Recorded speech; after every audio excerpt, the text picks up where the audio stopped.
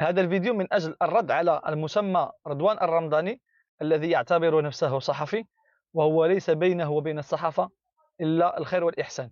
في الحقيقة لن أتولى أنا الرد عليه، غنخليكم فيديو مع واحد جوج شباب مغاربة. وعلى فكرة يبان لكم في الفيديو كأنه شاب واحد، لا هما جوج، هما توأم، هما اللي غيتولاو الرد عليه. أنا سأقول كلام واحد فقط. الرمضاني يقول بأن مطالبة الشعب المغربي بإلغاء مهرجة موازين، كيقول بأن كنطالبوا بهذا الشيء بسبب ما يحدث في غزة، كيقول بأن هذه المطالبة هذه غير لائقة. فأنا أرد عليه بنقطة واحدة. أنا عندي كثير ما نقول، ولكن أنا نخليكم هاد الشباب المغاربة هاد الغزلان هادو هما اللي تكلفوا يردوا عليه. أنا نقول كلام واحد، هو الحديث النبوي الصحيح يقول فيه عليه الصلاة والسلام، رسول الله عليه الصلاة والسلام: إن لم تستحي فاصنع ما شئت. فأنا نقول لك الرمضاني: إن لم تستحي فاصنع ما شئت. إن كان خوتك في غزة، إلا كنت أنت بصح مسلم كتقول بأنك تنتمي لأمة الإسلام، إلا أنت كنتمي بصح إلى أمة الإسلام، فإحنا عندنا مثل المسلم في تودهم وتراحمهم كالجسد الواحد، إذا تداعى منه عضو تداعى له سائر الجسد بالسهر والحمى. الإنسان إلا حقت له غير الدرسة كيبات الليل كامل فايق وراسو كيضرو. علاش؟ بسبب الدرسة. هكذا الأمة الإسلامية عاملة. إلا خوتنا وقع لهم أي منطقة في العالم وقعت لهم شي حاجة، خصنا ما ننعسوش، وخصنا ديما بالنا يكون معاهم وندعيو معاهم ونوقفوا معاهم. وأنت تريد أنت تعرف أن في غزة المنازل تنهار، وأنت تشجع مهرجان العار. أنا لن أتولى الرد عليك، سأترك هؤلاء الشباب يردون عليك. إليكم المقطع.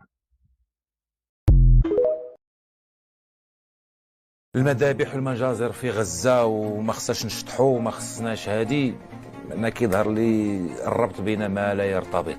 أما أنا فيظهر لي أنهم أخطأوا حينما شيدوا مستوصفات لزراعة الشعر بدل العقل. أوليس المؤمن للمؤمن كالبنيان يشد بعضهم بعضا؟ أوليس المؤمنين كالجسد الواحد في تودهم وترحمهم؟ وإذا اشتكى منه عضو تداعى له سائر الجسد بالسهر والحمى، وليس بالقفز والرقص في المهرجان كالدمى.